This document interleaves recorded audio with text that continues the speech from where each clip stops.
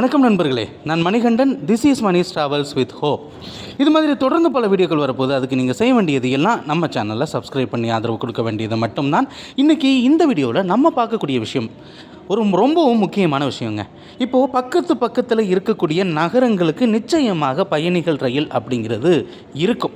ஆனால் ஒரு நகரம், அது திண்டுக்கல்லில் இருந்து பக்கத்தில் இருக்கக்கூடிய நகரங்களுக்கெல்லாம் பயணிகள் ரயில் இருக்கிறதா அப்படின்னு கேட்டால் 2 நகரங்களுக்கு மட்டும்தான் இருக்குது. ஒன்று திருச்சிக்கு இருக்குது, இன்னொன்று மதுரைக்கு இருக்குது. ஆனால் இதையும் தவிர்த்து இருக்கக்கூடிய ரொம்பவும் முக்கியமான பகுதி அப்படின்னு பார்த்தோம் அப்படின்னா திண்டுக்கல்லில் இருந்து கரூருங்க.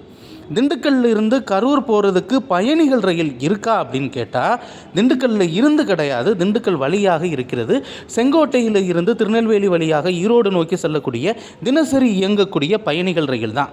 ஆனால் அது வரும்போதே கூட்டமாக வரும், சில நேரங்களில் காலியாக வந்தால் அது நம்ம லக்க பொறுத்து. ஆனால் அடிக்கடி சேவை அப்படிங்கிறது இருக்கா அப்படின்னு கேட்டால் இல்லை, எக்ஸ்பிரஸ் ட்ரெயின்ஸ் மட்டும்தான் இருக்கிறது. ஆனால் இப்போது கரூரிலிருந்து ஈரோடுக்கு ரயில்கள் இருக்கிறது, கரூரிலிருந்து திருச்சிக்கு ரயில்கள் அப்படிங்கிறது இருக்கிறது. அப்படி இருக்கக்கூடிய சூழ்நிலையில் திண்டுக்கல் மட்டுமே மிஸ் ஆகக்கூடிய ஒரு நிலை. அதே மாதிரி திண்டுக்கல்லிருந்து பழனிக்கும் டைரெக்டாக ட்ரெயின் அப்படிங்கிறது இல்லை, திண்டுக்கல் வழியாக இயங்கக்கூடிய ரயில்கள் தான் இருக்கிறது அப்படிங்கிறது நமக்கு நல்லா தெரியும். ஆனால் பயணிகளினுடைய நீண்ட கோரிக்கை என்ன அப்படின்னா, திண்டுக்கல்லுக்கும் கரூருக்கும் நிறைய வர்த்தக தொடர்புகள் இருக்கிறது, தொழில் உறவுகள் இருக்கிறது, அடிக்கடி சென்று வரக்கூடிய வாய்ப்பு அப்படிங்கிறது இருக்கிறது. இப்போது நீங்கள் திண்டுக்கல்லில் இருந்து மதுரைக்கு போகக்கூடிய பேருந்துகள் அதிகமாக அல்லது கரூர் நோக்கி செல்லக்கூடிய பேருந்துகள் அதிகமாக அப்படின்னு கணக்கெடுத்தீங்கன்னா, மதுரை நோக்கி செல்லக்கூடிய பேருந்துகளை காட்டிலும் கரூர் நோக்கி செல்லக்கூடிய பேருந்துகள் தான் அதிக அளவில் இருப்பதை நம்மால் கண்கூடாக பார்க்க முடியும். அப்படி இருக்கக்கூடிய சூழ்நிலையில் திண்டுக்கல்லில் இருந்து கரூருக்கு ஒரு பயணிகள் ரயில் நிச்சயமாக வேண்டும் அப்படிங்கிற கோரிக்கை அப்படிங்கிறது இருக்கிறது. இது திண்டுக்கல்லிருந்து கரூர் அப்படின்னு எடுத்துக்காமல் திண்டுக்கல்லிருந்து ஈரோடு வரைக்கும் இயக்குனாலும் இன்னும் கொஞ்சம் வசதியாக இருக்கும். இது மட்டும் இல்லாமல் இங்கே ஒரு மெமு ரயில் ஒன்று ஆப்ரேட் பண்ணிகிட்டு இருந்தாங்க திண்டுக்கல்லில் இருந்து கோயம்புத்தூர் வரைக்கும். அதே மாதிரி ஒரு மெமு ரயில் சர்வீஸாவது வேணும், அதுவும் திண்டுக்கல்லிருந்து கரூர் வழியாக ஈரோடுக்கு வேணும் அப்படிங்கிற கோரிக்கை ரொம்ப நாளாக இருந்துக்கிட்டு இருக்குது. ஆனால் ரயில்வே நிர்வாகம் எப்போ மனசு வைக்கிறாங்க அப்படிங்கிறது நமக்கு தெரியல. நிச்சயமாக ரயில்வே நிர்வாகம் மனசு வச்சாங்க அப்படின்னா ரொம்பவும் பயனுள்ளதாக இருக்கும்.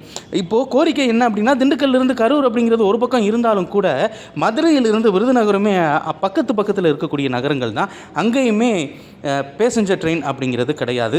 இப்படி பல்வேறு பகுதிகள் தமிழகத்தை பொறுத்தளவு பக்கத்தில் இருந்தாலும் கூட பயணிகள் ரயில் இல்லாத ஒரு சூழ்நிலை அப்படிங்கிறது இருக்கிறது. நிச்சயமாக இது மாறணும். இப்போது நாகர்கோவிலுக்கும் கன்னியாகுமரிக்கும் ரொம்ப பக்கம்தான், ஆனால் அங்கேருந்து ஒரு பேசஞ்சர் ட்ரெயின் ஆப்ரேட் ஆகுது. இது மட்டும் இல்லாமல் திருவனந்தபுரத்தில் இருந்து நாகர்கோவிலுக்கு நிறைய பேசஞ்சர் ட்ரெயின் ஆப்ரேட் ஆகுது. ஆனால் நம்முடைய தமிழகத்தில் இருக்கக்கூடிய சில முக்கியமான நகரங்களில் பக்கத்தில் இருக்கக்கூடிய நகரங்களுக்கு ரயில் சேவை இல்லை அப்படிங்கிறது ஒரு வருத்தம் தான். கூடிய விரைவில் ரயில்வே அதை சரி செய்வாங்க அப்படின்னு நம்புவோம். ஏன்னா நம்பிக்கை தானே வாழ்க்கை. கடைசி வரைக்கும் நம்பிக்கிட்டே தான் இருக்கிறோமே தவிர புது ரயில்கள் வந்த மாதிரி இல்லை அப்படிங்கிற ஒரு கேள்வி கூட எழுது. நிச்சயமாக இது மாறும். இந்த வீடியோவில் நான் கொடுத்த தகவல்கள் உங்களுக்கு போதுமானதாகவும் அதே நேரத்தில் பயனுள்ளதாகவும் இருந்திருக்கும் அப்படிங்கிற நம்பிக்கை நிச்சயமாக எனக்கு இருக்கிறது. இந்த தகவல்கள் நம்முடைய நண்பர்களையும் சென்று சேரணும். அதனால் இந்த வீடியோவை நீங்கள் ஷேர் பண்ணுங்கள். அடுத்த ஒரு வீடியோவில் பார்ப்போம். அது வரைக்கும் நன்றி, வணக்கம்.